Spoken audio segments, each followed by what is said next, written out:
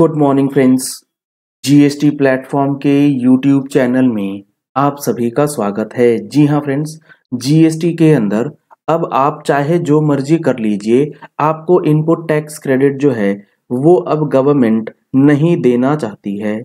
यहाँ पर एक नया रूल इंसर्ट किया गया है, वाइड नोटिफिकेशन नंबर 26/2022, जो बात करता है रूल 37 कैपिटल ए के अंदर। और इसमें जो रिवर्सल है ये कंडीशनल रिवर्सल है, आप दोबारा ले पाएंगे अगर जो डिफॉल्ट हुआ है वो सही हो जाता है।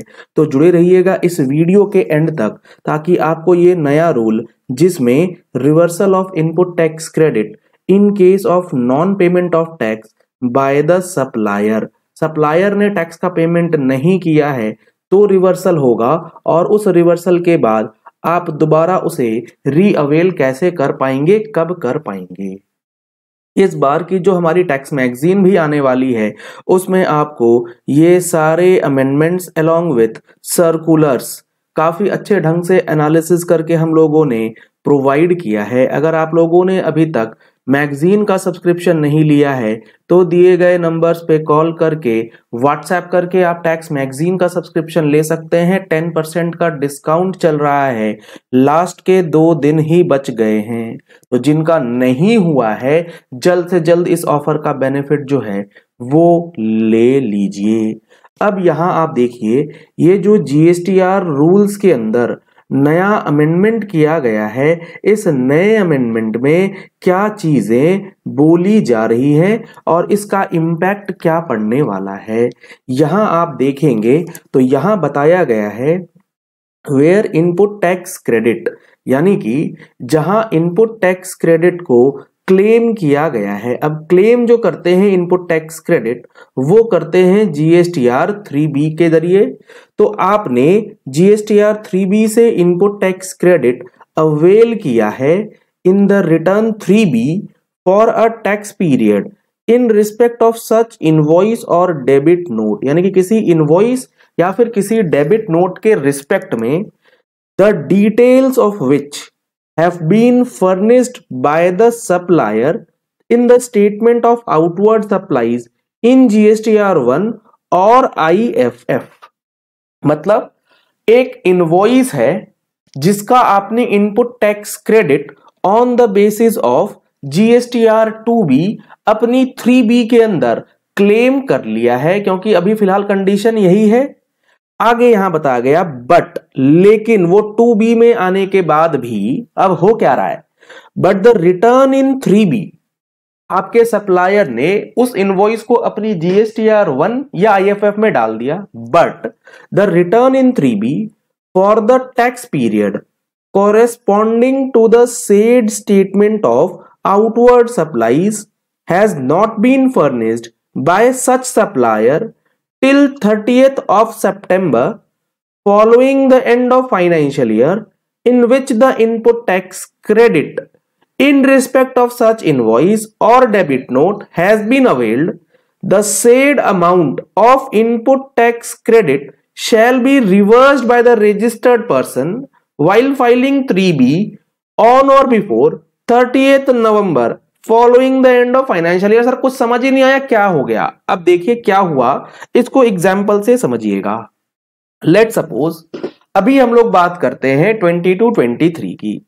अभी हमारा कौन सा महीना चल रहा है? अभी हमारा स्टार्ट होने वाला है जनवरी 23, क्योंकि आज है 31 दिसंबर, GSTR 9 और 9C की लास्ट डेट।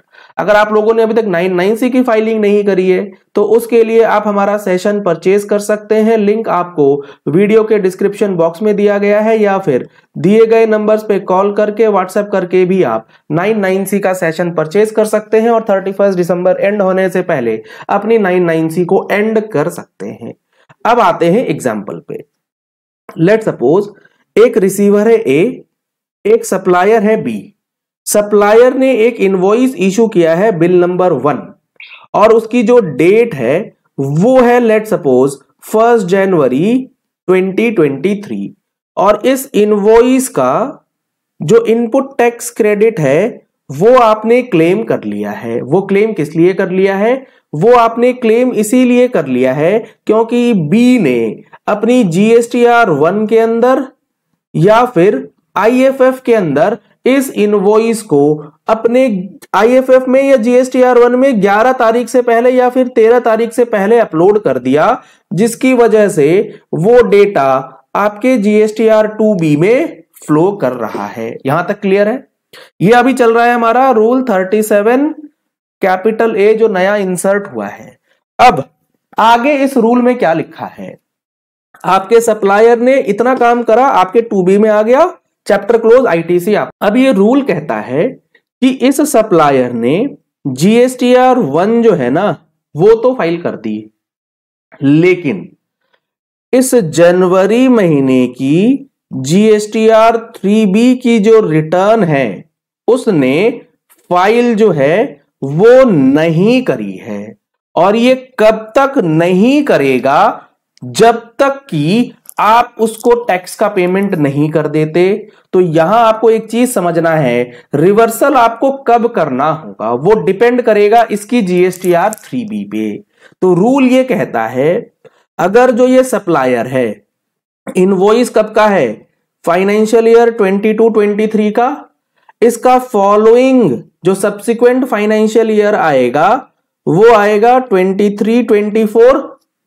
अब यहां पर यह बोला गया है कि इस इनवॉइस का टैक्स पेमेंट 3B के अंदर, यानी कि इस महीने की 3B जो है वो अगर आपका सप्लायर सितंबर 23 की ड्यू डेट से पहले, यानी कि 30 सितंबर से पहले, ड्यू डेट नहीं कह सकते, 30 सितंबर से पहले अगर इस महीने की 3B यानी कि जनवरी महीने की जो 3B है वो अगर आपका सप्लायर फाइल कर देता है तो आपके ऊपर 37A जो है वो नहीं लगेगा, अदरवाइज 37A का रिवर्सल आपको करना पड़ेगा। फिर से जनवरी 23 की 1 में डाल दिया, आईएफएफ में डाल दिया, लेकिन 3B नहीं फाइल करा और उसने अगर 30 सितंबर 2023 तक भी नहीं करा तो आपको रिवर्स करना होगा।